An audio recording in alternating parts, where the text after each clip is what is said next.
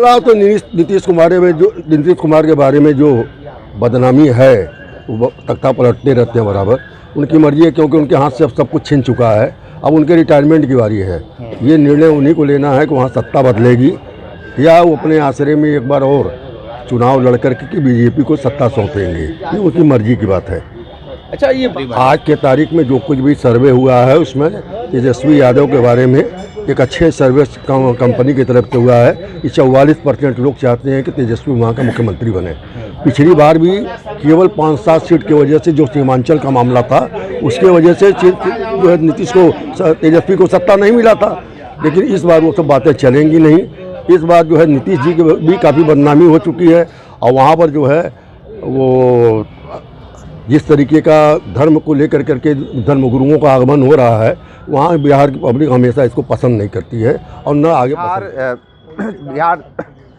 बिहार विधानसभा चुनाव की सरगर्मी लगातार बढ़ता जा रहा है और इसी को लेकर हम बात करने के लिए आ गए हैं बनारस के पार्क में और सीधे तौर पे बनारस के लोगों से जानेंगे कि बिहार विधानसभा चुनाव की जो सरगर्मी लगातार बढ़ती जा रही है बिहार में इस बार क्या होगा।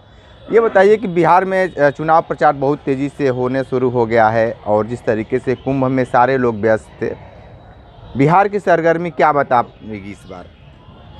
बिहार में नीतीश कुमार जी से कुछ नाराज़गी बढ़ी है, लेकिन भाजपा के समर्थन से वहाँ सरकार फिर से नीतीश कुमार के नेतृत्व में ही बनेगी। आप नीतीश कुमार के नेतृत्व में, लेकिन जिस तरीके से 6 विधायकों को और बीजेपी के विधायकों को मंत्री बनाया गया है उसके बाद से राजनीतिक सियासत तेज हो चुका है और हर लोग यही कयास लगा रहे हैं कि इस बार बहुत बड़ा परिवर्तन होगा। पर हर चुनाव में लोग अपने अपने अंदाज लगाते हैं और हर पार्टी सोचती है कि हम ही चुनाव जीतने जा रहे हैं, हम ही सरकार बनाने जा रहे हैं, लेकिन होता वही है जो जनता के मन में होता है।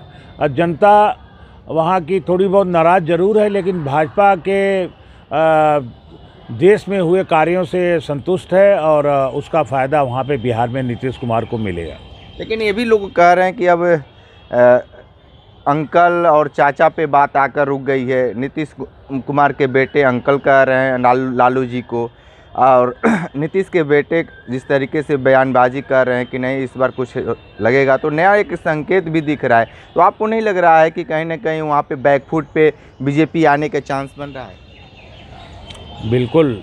अब ये जो नीतीश कुमार की जो प्रवृत्ति है बराबर मतलब निष्ठा बदलने की, उसका नुकसान उनको इस बारी चुनाव में निश्चित रूप से होगा और हो सकता है कि भाजपा पूर्ण बहुमत से सरकार बना ले। हाँ ठीक है। तो सीधे तौर पे बनारस के लोगों ने बता दिया। ये बताइए कि बिहार की सरगर्मी अब तेज़ हो गई है और बिहार के चुनाव को लेकर क्या कहेंगे आप। बिहार की चुनाव है, चुनाव में सरगर्मी पार्टियां, हर पार्टियां अपने अपने हिसाब से चुनाव लड़ती ही हैं और लड़ेंगी भी।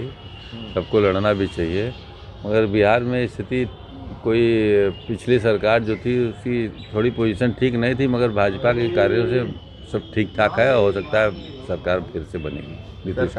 आप क्या मानते हैं? नहीं, एक बात बता दीजिए कि बिहार को लेकर क्या मानते हैं। बिहार में सरकार बनेगी और हर हालत में भाजपा अलायंस की सरकार बनेगी, तय है। पूर्ण बहुमत की बातें नहीं क्यों बता पा रहे हैं कि पूर्ण बहुमत की सरकार बीजेपी वहाँ बना रही है, ऐसा क्यों नहीं? क्योंकि अलायंस में सरकार चल रही है। हाँ। तो सरकार अलायंस में बनेगी और पूर्ण बहुमत से बनेगी। तो फिर तेजस्वी का क्या होगा? तेजस्वी का क्या होगा, जहाँ हैं वहीं रहेंगे तेजस्वी।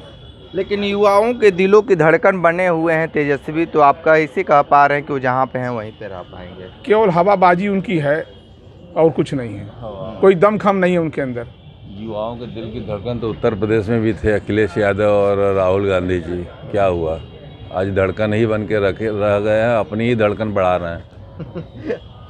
बदलाव होना चाहिए, बदलाव वहाँ की आवश्यकता भी है और बदलाव होने से वहाँ के विकास कार्य बढ़ेंगे और जो वहाँ के जो लोगों की अराजकता है वो भी समाप्त होगी।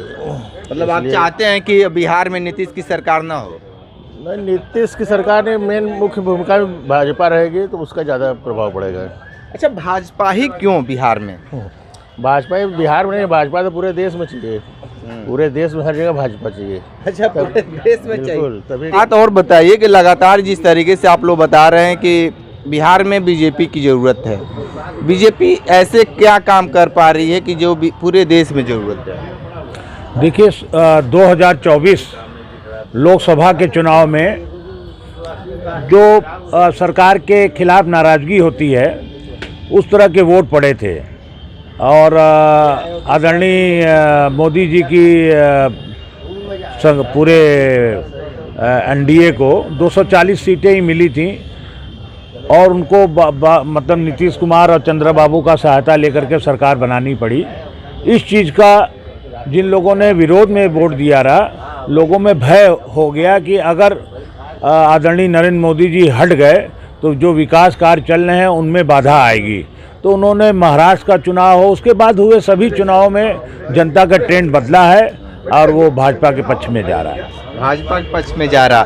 ये बताइए, बिहार चुनाव की सरगर्मी लगातार बढ़ता जा रहा है, क्या लगता है कि वहाँ पे बदलाव होगा? अब बदलाव तो नीतीश कुमार के बारे में जो बदनामी है वो तख्ता पलटते रहते हैं बराबर। उनकी मर्जी है क्योंकि उनके हाथ से अब सब कुछ छिन चुका है। अब उनके रिटायरमेंट की बारी है।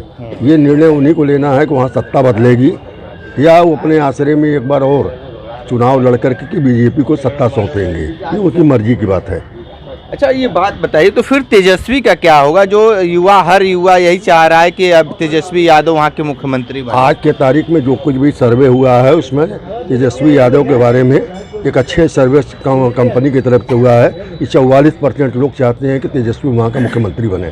पिछली बार भी केवल 5-7 सीट की वजह से जो सीमांचल का मामला था उसके वजह से जो है नीतीश को तेजस्वी को सत्ता नहीं मिला था। लेकिन इस बार वो सब बातें चलेंगी नहीं। इस बार जो है नीतीश जी की भी काफ़ी बदनामी हो चुकी है और वहाँ पर जो है वो जिस तरीके का धर्म को लेकर करके धर्मगुरुओं का आगमन हो रहा है, वहाँ बिहार की पब्लिक हमेशा इसको पसंद नहीं करती है और न आगे पसंद करेगी। अच्छा, ये धर्म गुरुओं का क्या काम है राजनीति में? इस समय देख रहे हैं कि एक बागेश्वर वाले सरकार पहुंचे हुए हैं, एक माहौल बनाए हुए हैं।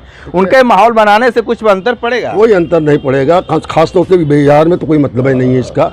ये लोग जा करके कि अभी तो बिहार का चुनाव भी 7-8 महीने बाद है, लेकिन इन सब चीज़ों का राम मंदिर का जब फर्क नहीं पड़ा, बीजेपी के पक्ष में कोई फर्क नहीं पड़ा, तो यहाँ बिहार से आप क्यों उम्मीद करते हैं? ये वही बिहार है जिसमें जो है आडवाणी जी को गिरफ्तार करके लालू यादव ने अपनी हुकूमत बना ली थी। यानी आप मानते हैं कि यहाँ पे बदलाव होगा बिहार में? बिल्कुल बिल्कुल बिल्कुल, हर हाल में होगा। ये बनारस से आवाज़ जा रही है पूरे देश? बनारस में हम लोग पॉलिटिकल आदमी हैं, हम लोग जो चाहे सो राय व्यक्त कर लें। वोट देना होता है पब्लिक को और वोट दिलवाना होता है चुनाव आयोग को। चुनाव आयोग की भूमिका आज प्रमुख हो गई है। अब देखें सुप्रीम कोर्ट पर कहाँ चुनाव आयोग पे भी तो तेजस्वी यादव ने बहुत बड़ा सवाल भी खड़ा कर दिए हैं। क्या? वो सीधे तौर पे कह रहे हैं कि जैसे क्रिकेट होता है तो चिल्ड गर्ल्स होती हैं, बीच छक्का चौका लगता है तो बस अपना डांस करना, उसी तरीके से चुनाव आयोग कर रहा है। हाँ, तो चुनाव आयोग तो कर ही रहा है, लेकिन इस समय जो नए चुनाव आयुक्त आए हैं उनके तरफ उन्होंने तो स्वीकार कर लिया कि गड़बड़ी हुई है और उस गड़बड़ी को दुरुस्त करने के लिए 2 रोज़ का उन्होंने सम्मेलन अपने यहाँ बूथ अधिकारियों का और पीठासीन अधिकारियों का बैठक किया है। देखिए क्या फ़र्क पड़ता है। सुप्रीम कोर्ट भी नज़र रखे हुए है और सुप्रीम कोर्ट से काफ़ी उम्मीदें हैं। सुप्रीम कोर्ट से काफ़ी उम्मीदें हैं। थोड़ा सा बताइए भैया, बिहार के चुनाव की सरगर्मी बढ़ रही है, बिहार के चुनाव को लेकर क्या कहेंगे आप? हम तो समाजवादी हैं, समाजवादी के बारे में जानते हैं। अरे वाह, बड़ा तख्ता पलट दे, बड़ी जल्दी पलट रहे हैं, क्या बात है? समाजवादी कितना काम किया है मालूम है आपको? इसके पहले तो बीजेपी मोदी कहते थे। हम तो कभी नहीं कहा। हाँ, आप कभी उठा के देखिए अपना, कभी हमने कहा है? कभी नहीं कहा है। कितनी अच्छी बातें हैं।